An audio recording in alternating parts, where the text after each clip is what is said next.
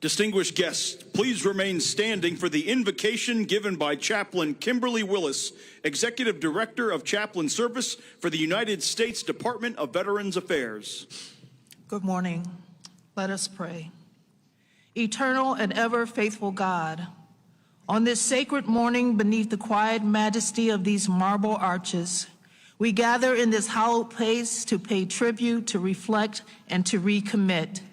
We come before you as a grateful nation, mindful of those who have donned the uniform, answered the call, and stood in the breach on behalf of freedom. You who chart the course of every life, know each one who answered to the distant horizon, to the storm-tossed sea, to the far-off watch. You have seen the quiet courage and the visible sacrifice, the sleepless nights, the lonely return, the unspoken burdens. You have carried the tears of family, the prayers of caregivers, and the hope of a grateful people. We remember those who fell, whose names rest beneath these stones, silent sentinels of our nation's promise. We remember those who yet bear in body or spirit the cost of service. Grant them your healing, your strength, and your peace.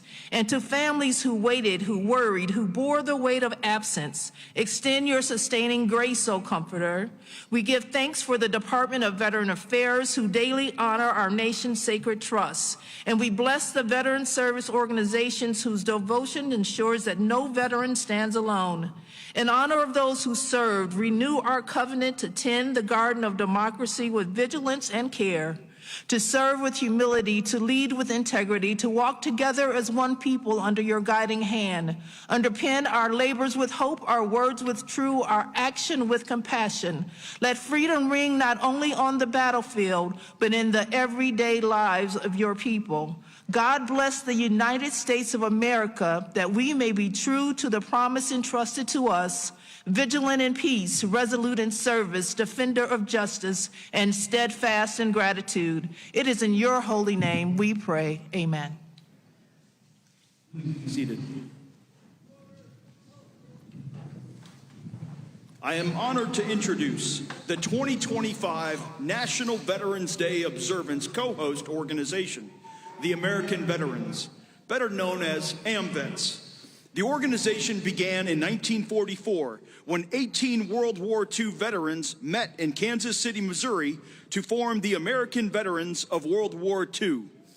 Just 3 years later, President Harry S. Truman signed Public Law 216, making AMVETS the first World War II veterans group chartered by Congress. Over the decades, its charter expanded to include those who served in every era from World War II to today, including members of the National Guard and Reserves. Today, AMVETS focuses on critical veterans issues such as mental health, suicide prevention, and ensuring women veterans receive equal recognition and opportunities. Representing AMVETS today is National Commander Paul Shipley, a U.S. Army combat veteran who served from 2004 to 2014, including a deployment to Iraq.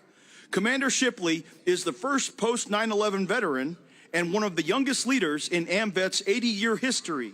Please join me in welcoming National Commander of AMVETS and co-host of today's ceremony, Mr. Paul Shipley, who will lead us in the Pledge of Allegiance and deliver remarks. Please stand for the Pledge of Allegiance.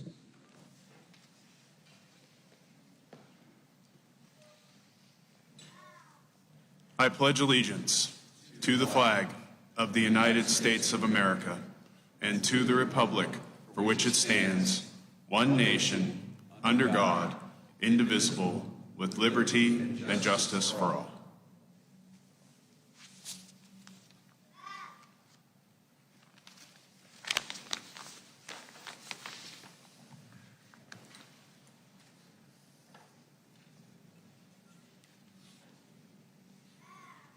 Good morning, Mr.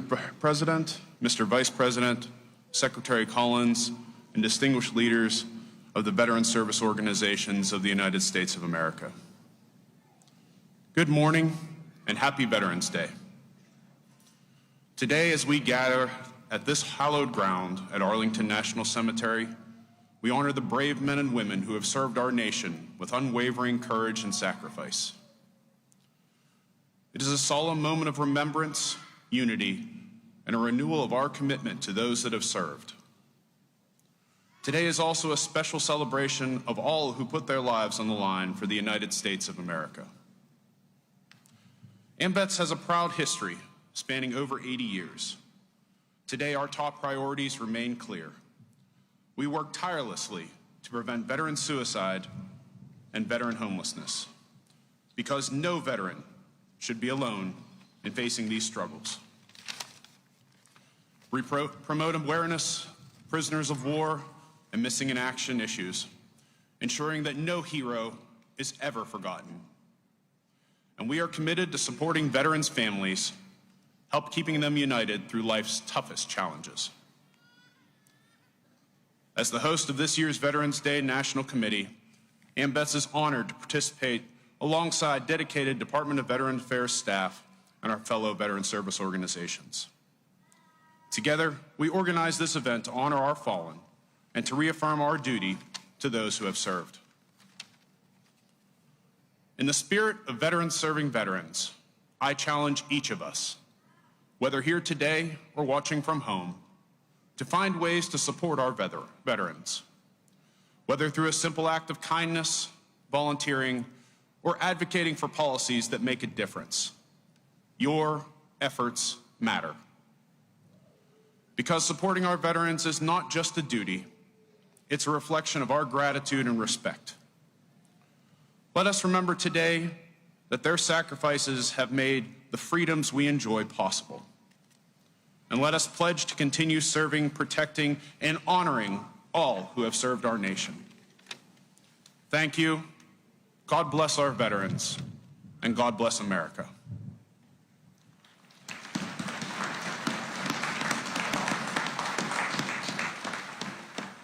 It is now my humble honor to introduce the 12th Secretary of the Department of Veterans Affairs.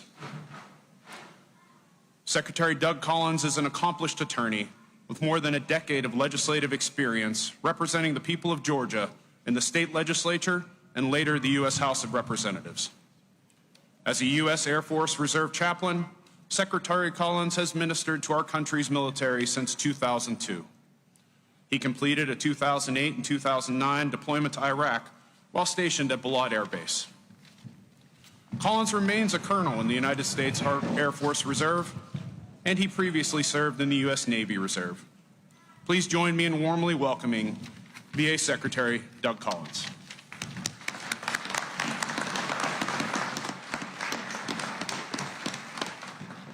Good morning, everyone. Mr. President, Mr. Vice President, all the VSOs, all of our veteran staff here today, and welcome you to a place in which we honor our veterans, those who have served. I tell you, it was an honor to be here, but it was an even bigger honor just over a year ago when President asked me to take this job.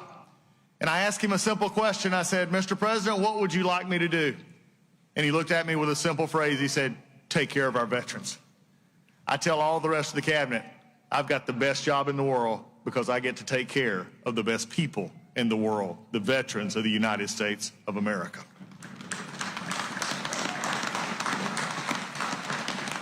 And this president is firmly committed to making sure this happens. The VA is a different place today than it was just 9 months ago. 9 months ago, there was more of an inner reflection. Now it is an outer reflection. The only thing that matters at the VA is that the veteran comes first. All we do is not about a bureaucracy or where we're from. It's about the veteran who walks through our door. Without the veteran, we have no job. The VA now understands that we do nothing else except take care of the veteran and do things for them. And under that direction from the president, we have lowered backlogs. We have increased wait times. And yes, Mr. President, we get them to community when they want to go to the community to see those doctors. And that's all just in the first 9 months. But the best part of this is that there is something to understand. Is that Veterans Day, unlike the others we celebrate, is about everyday people doing extraordinary things. Veterans Day is about men and women who come from small towns, hamlets, villages, and big towns. And they make a decision in their life to raise their right hand and say, I'm committing to something bigger than myself. I'm stepping forward where many will not. I am raising my right hand and committing myself to service to a country, as I said just the other day, to make and ensure that our military is the biggest and baddest in the world. Our veterans make that possible.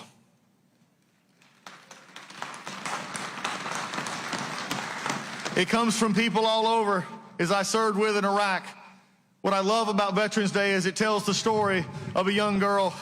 She was in her early 20s. I met her on the fields in a wind just like this in the desert of Iraq. She had showed up late, and I was on the night chaplain run, and I'd always saw everybody else, but I didn't recognize her. And I walked up to the gate, and I said, where have you been? And I said, I haven't seen you here. She said, sir, I'm a little bit late deploying with my troops. I said, well, what was the reason? And I said, you could, I figured, why are you coming in 3 or 4 weeks later? She said, well, sir, just about 2 months ago, I had my daughter. And I looked at her and I said, and you came anyway. I said, you could probably got a deferment of that. She said, no, sir. She said, I'd go where my troops go. I go where they go. And for the rest of the time I was there, we shared pictures of one growing up, a little one taking first crawls and moves, and sharing it in the night sky over Iraq. That is a veteran who serves because they want to serve others. I remember an A1C who was on deployment. He came back and he said, I am now making big money. He said, I can actually help my family and I can buy Christmas presents for those that didn't get any last year. It's about the stories of those as a young man, and just a little bit young because he's in his 80s, at one of our VA hospitals in hospice, who I walked in on him just the other day, and he was playing on a keyboard, Just a Closer Walk with Thee. Veterans Day is about veterans that were not special necessarily when they came up, but they saw a vision and a calling, and they said, I want to be a part of our armed services. So when they raised their hand, they made a choice to become one of our favorite in the world, and that is a veteran who serves this country.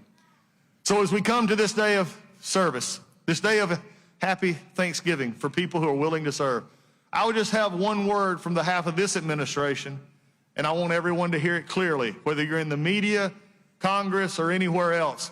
I'm a little bit tired of people saying that veterans keep getting stuff. No, veterans do not get anything from this country. They have earned everything that they are getting, and I am committed to making sure they will always have that from this administration and this VA, and that is my promise and this president's promise to you. And with that, it is my honor to introduce to you a father, a husband, and yes, for those in the audience, a Marine. Oh, come on, Marines. There we go. My Marines ain't letting me down on this one, because now I get to introduce the great Vice President of the United States. It is his honor. It is his Marine, and I'm making him wait just a minute. It is Mr. Vice President. He is ready to use. That was a hell of a job. Thank you. Well, thank you, Doug. You're doing a great job at the VA, and I want to say just a couple things. I've learned a couple things from working so closely with the President of the United States. The first thing is that he loves our nation's veterans and has committed our nation's administration to putting our veterans first every single day. And the second thing I've learned about the President of the United States is that he really hates when somebody who's speaking before him goes on for too long. And so with that in mind, I have prepared a very brief and very inspiring 1 hour and 45-minute speech on this beautiful Veterans Day out here in the cold. But let me just give 3 very brief messages. First, to our nation's veterans, thank you. Thank you for serving and sacrificing. We've all got so many good stories of people that we served with over the years. During my 4 years of the Marine Corps, I met the very best of America, people who are willing to put on a uniform and risk their lives for their entire country. Just yesterday morning, I met people who lost limbs, who lost very, very important family members, who lost their psychological health, going out there and serving the United States of America. So whether you gave a little bit or whether you gave a lot, every single person who put on the uniform of this nation deserves our gratitude on this day especially, but every day. And so from the Vice President and the entire administration to our nation's veterans, thank you for your service, thank you for your sacrifice, and thank you for making us proud every single day.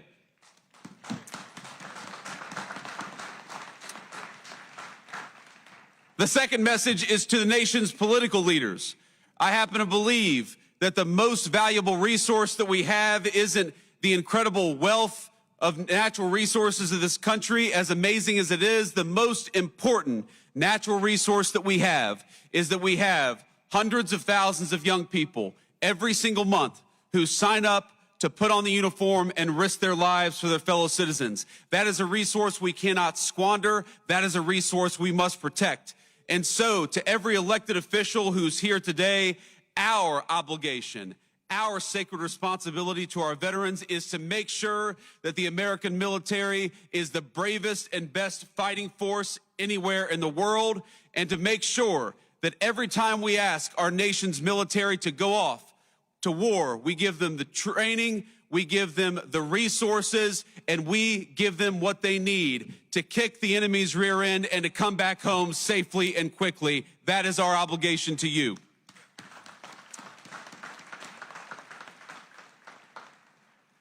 And my third and final message to the American people, I'm asked all the time how to best honor our veterans. And this day in particular gives you an opportunity, and it doesn't have to be difficult and it doesn't have to be complicated. If you find yourself at a restaurant this evening and you see somebody wearing a uniform, buy them a meal if you're able, or buy them a beer. If you see a veteran of our nation's armed forces, if you know somebody in your family, give them a call and say thank you. I heard already this morning from my mother-in-law who sent me a message early California time, and it touched my heart. Just knowing that we have loved ones who recognize our service, who care about it, and who care enough to go out and say thank you. So to the American people, if we want to keep on ensuring that the very best and brightest sign up for our military, the very best way to do it is to make sure that the veterans know that we are grateful to them. And so it's with great pride that I am introducing a man who is proud of our veterans, who fights every single day for the veterans, and who is proud to be the Commander-in-Chief of the United States Armed Forces, President Donald J. Trump.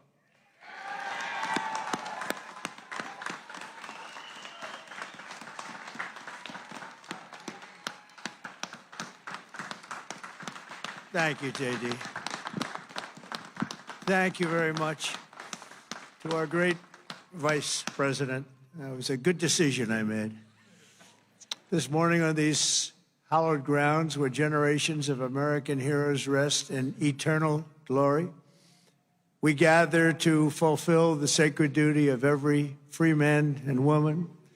On Veterans Day, we honor those who have worn the uniform, who have borne the battle, who have stood to watch, and whose ranks have formed the mighty wall of flesh and blood, bravery and devotion that has defended our freedom for 250 years. Today, to every veteran, we love our veterans, we say the words too often left unsaid. Thank you for your service. Thank you very much.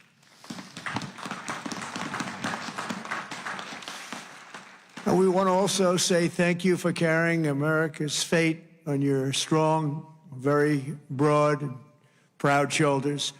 Each of you has earned the respect and the gratitude of our entire nation. We love you, we salute you, and we will never forget what you have done to keep America safe, sovereign, and free. Thank you very much.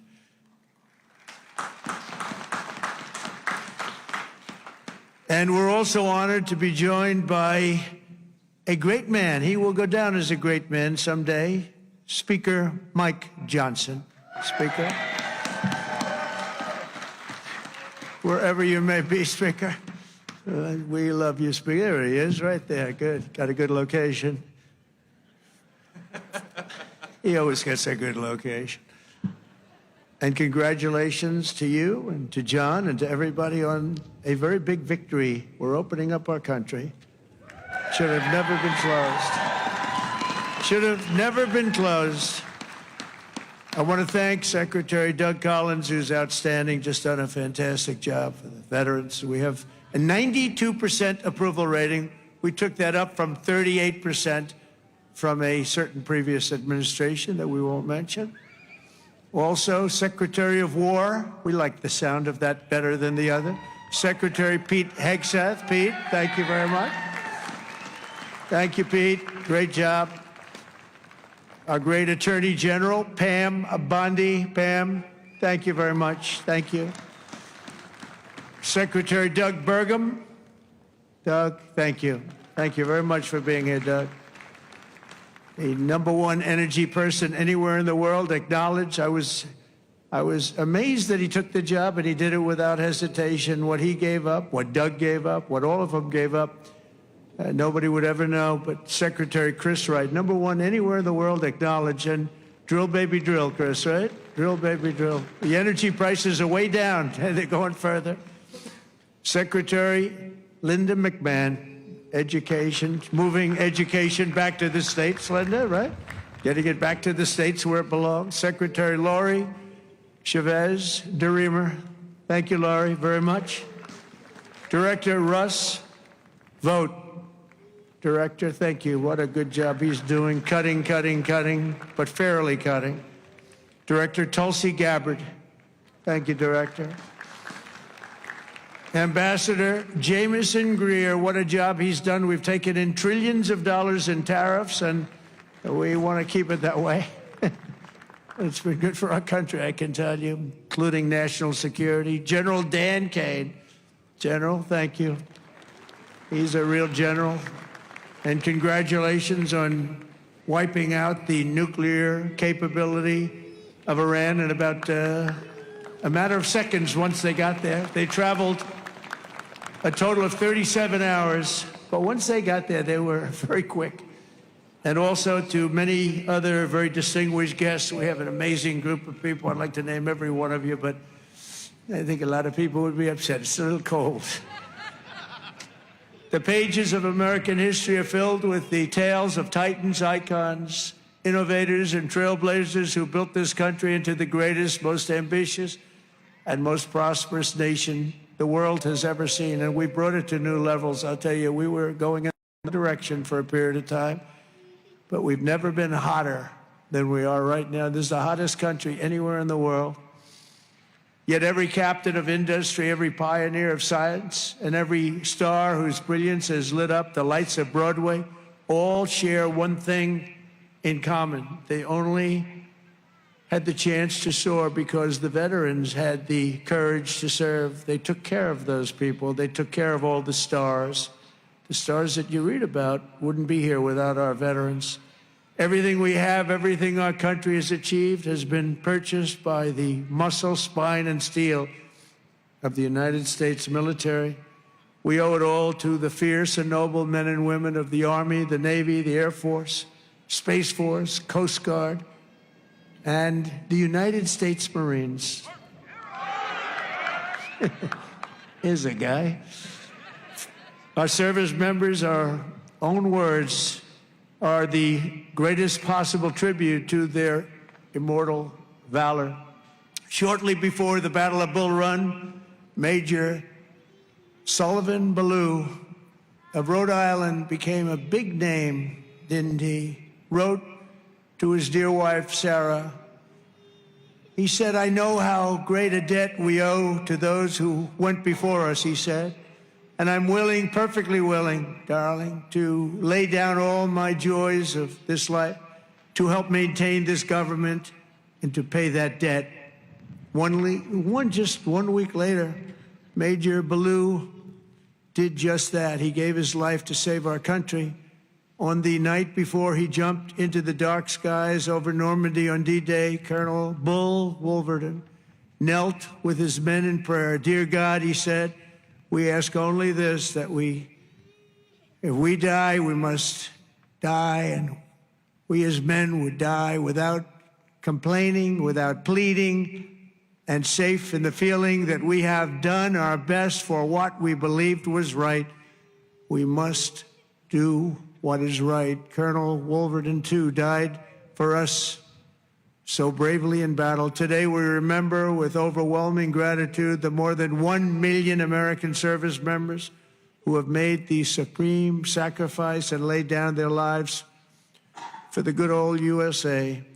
Generation after generation, America's warriors have left behind the comforts of home and family to face violence, evil, and death, so that our families could know joy, goodness, and peace. We honor them so strongly. Our heroes have lived through unthinkable nightmares so we could live the American dream, and the American dream is coming back again, stronger than ever before, and you'll see that as the next few years evolve. They have volunteered to give their last breaths to all of us so that we could breathe free. And today we know without any doubt in our hearts that after 2.5 centuries, America stands tall because America's veterans stood so strong. And soon our country will be stronger than ever before. The American veteran has forged a legacy of gallantry and daring without parallel in human history. In September 2009, Army Captain William Swenson was driving through the Afghan mountains when his convoy was ambushed by over 60 Taliban insurgents. He and his comrades were pinned down for hours without artillery or air support. A fellow soldier was shot in the chest, and Captain Swenson crossed an open field to aid his brother in arms. People said, "Don't do it, Captain, don't do it." He did it. When the terrorists closed in around them and demanded their surrender, Captain Swenson threw a grenade at the enemy and rallied his men to break their advance.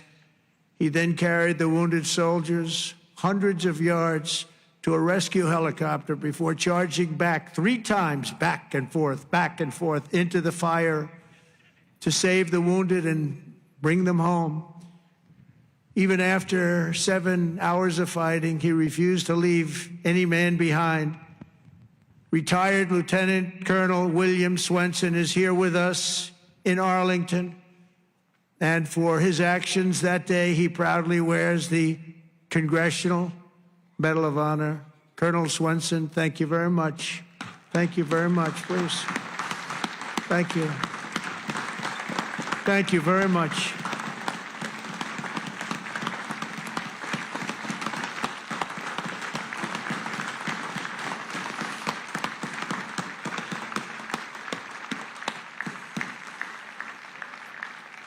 The ultimate honor. Thank you. Another person who shows the Medal of the American Veteran is Dale Stovall. As an Air Force helicopter pilot in Vietnam, Captain Stovall was assigned to rescue a downed American airman deep in hostile territory. Despite the extreme peril, Captain Stovall took off in his HH-53C helicopter and soon came under intense fire, forcing him to turn back. But the captain refused to abandon his mission. The next day, he willingly plunged back into the danger while taking fire from all directions. He didn't have a chance, he felt. but he said, I got to do it. He rescued the downed American pilot who had been stranded on the ground for 23 days and brought him back home alive, completing the deepest rescue behind enemy lines in the entire Vietnam War. For this and 11 other harrowing rescues, he was a brave guy. Dale received the famous Air Force Cross and the Distinguished Flying Cross and 2 Silver Stars, making him the 4th most combat decorated Air Force Academy grad of all time. He retired as a brigadier general after 31 years of service. General Stovall, you are a legend. Please, thank you. General Stovall. Thank you very much. Thank you. You look good, General. You look, I wish I looked that good. You look good. Thank you very much, General. America's warriors never quit, never surrender. They fight, fight, fight, and they win, win, win. That's what we do. We win battles. As you know, today is not only Veterans Day, but it's my proclamation that we are now going to be saying and calling Victory Day for World War I. Victory Day. You know, I was recently at an event and I saw France was celebrating Victory Day, but we didn't. And I saw France was celebrating another Victory Day for World War II. And other countries were celebrating. They were all celebrating. We're the one that won the wars. And I said, from now on, we're going to say Victory Day for World War I and World War II. And we could do for plenty of other wars, but we'll start with those 2. Maybe someday somebody else will add a couple of more because we won a lot of good ones. But when I see other countries celebrating Victory Day, I watched it. I watched UK, I watched Russia. They were celebrating Victory Day, World War II. And I said, we got to have a Victory Day. Nobody even talked about it in our country. But from now on, we're going to be celebrating Victory Day for World War I, for World War II, and frankly, for everything else. Under the Trump administration, we're restoring the pride and the winning spirit of the United States military. That's why we have officially renamed the Department of Defense back to the original name, Department of War. And remember, we won World War I, we won World War II, we won everything in between, we won everything that came before. And then we brilliantly decided to change the name of this great thing that we all created together. And we became politically correct. We don't like being politically correct. So we're not going to be politically correct anymore. From now on, when we fight a war, we only fight for one reason, to win. We fight to win. That under my leadership, we're also fighting for the great veterans who have always been there for us, and especially when we needed them and needed them most. In 9 months, the Trump administration has cut the backlog of VA benefit claims in half. That's a big achievement, and Doug is going to get it down to 0. During the Biden administration, the backlog exploded like we had never seen before, and I'm going to eliminate 100% of that backlog. We're moving at that pace, and already we've processed more than 3 million backlog claims, the most of any year in the history of the VA. We've added more than 1 million extra service hours across the VA centers, and we've opened 20 new facilities in 13 states, something that people said just not possible to do. We also have brought back VA choice and VA accountability, taken away by the Biden administration, so that when you have to wait online, you go out and you get yourself a doctor. We pay for the doctor if you have to wait. And the other thing is we fired thousands of people who didn't take care of our great veterans. They were sadists, they were sick people, they were thieves, they were everything you want to name, and we got rid of over 9,000 of them. And then when Biden came in, he hired them back, many of them, but we got rid of them. And I think we got rid of them permanently. We replaced them with people who love our veterans, not people who are sick people. We're also confronting the challenge of veterans' homelessness, and earlier this year I signed an order establishing the National Center for Warrior Independence to house up to 6,000 veterans in need, and we will not stop until we have ended the tragedy of homeless veterans once and for all. I'd see in New York where people that came into our country illegally, would be put up in hotels, and veterans would be sitting on the sidewalk outside of that hotel where these other people are put in. And many of the people that came in were put in from prisons. They were murderers. They were drug dealers. They were people that we didn't want in our country. They were staying in hotels, luxury hotels, and our veterans were sitting on the sidewalks watching them go in. I said, that's never going to happen under this administration. I also signed the VA Home Loan Program Reform Act, because no veteran should be kicked out of their home for what they call a late payment. It's not happening. And I'm pleased to report that since January, the veterans' unemployment rate has fallen by more than 26%. That's amazing. Work hard on that. And I also want to give a very special thanks to all of the veteran service organizations that work so hard. They're all represented here today. But they work so hard on behalf of our great veterans, and one of the heroes who reminds us of why we fight for those who served in uniform is Army Major and West Point grad Jonathan Turnbull. In 2019, Jonathan was conducting an operation in Syria when a suicide bomber approached and detonated his vest, leaving Jonathan gravely wounded, so badly wounded, they thought he had no chance. The injuries were so severe, the doctors gave him, everybody, they just looked, they all cried. They knew him, they loved him, and they were just crying. They said, no chance.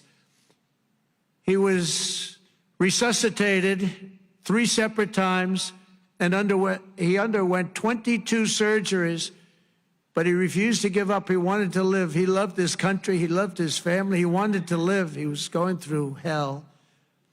I visited Jonathan at Walter Reed in 2020, remembered so well, and today I'm delighted to say that Jonathan is not only alive, he is here with us, back on his feet, and living a great life alongside his beautiful wife, Samantha, and their 3 incredible children. Jonathan, Samantha, please, God bless you. God bless you. Thank you. Where are you? There he is. There he is. Beautiful. Thank you very much. Thank you. You're a tough guy. You're a tough one. Nobody could have gone through what you went through. He's doing good, isn't he, huh, Samantha? Thank you very much, both. And in conclusion, from the very beginning of our country, our great American flag has always been shielded and protected by a special cast of citizens who has stepped forward to safeguard liberty's cause. When danger came, when duty called, when Almighty God asked, who had the will and the strength to defend the land of the free, each and every American veteran stood up and said, here I am, send me, here I am. They've come from every corner of this nation, from the cornfields of Iowa to the hills and valleys of California, from the steel towns of Pennsylvania to the vast plains of Texas, from the banks of the mighty Mississippi to the 5 boroughs of New York City. With selfless commitment and unyielding conviction, they made themselves America's ramparts and became the shield between our homeland and those who would do us harm. With everything they had, they did one thing above all else. They put America first. On the decks of destroyers, beneath the thunder of cannon fire, in the cockpits of our beautiful B-2 bombers. Aren't they beautiful now? We respect them so much. What a job they did. That in an instant completely obliterated Iran's nuclear capability, of which We have just ordered, I have to say, many more of the updated versions of that incredible piece of art. They defended the American Republic, dispensed American justice, crushed the enemies of freedom, and vanquished the forces of wickedness and evil. That's what we've been doing. Because of what every veteran has done today, the flame of liberty shines bright. The people of our nation sleep safe. The American dream surges forward, and our magnificent destiny stands more splendid and glorious than ever before. So I want to say thank you once again to every American veteran. You are very, very special people, and always in our heart. Thank you very much, and God bless you, and God bless the United States of America. Thank you very much. Thank you, everybody. Thank you very much.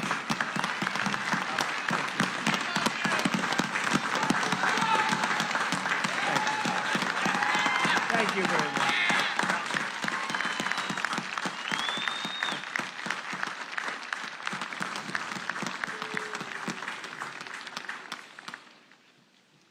Distinguished guests, please stand and join the United States Army Band and Chorus in singing God Bless America, and remain standing as we retire the colors. Please place your right hand over your heart or render a hand salute.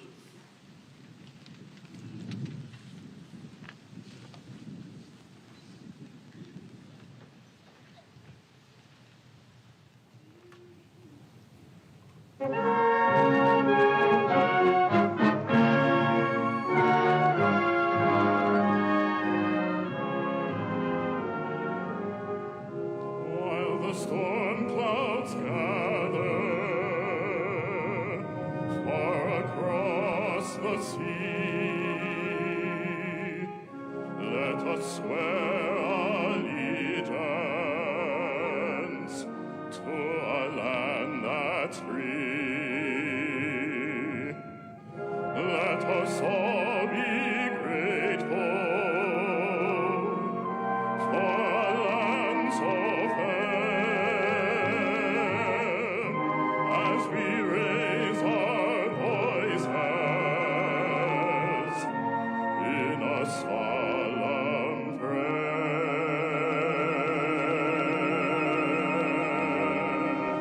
God bless America.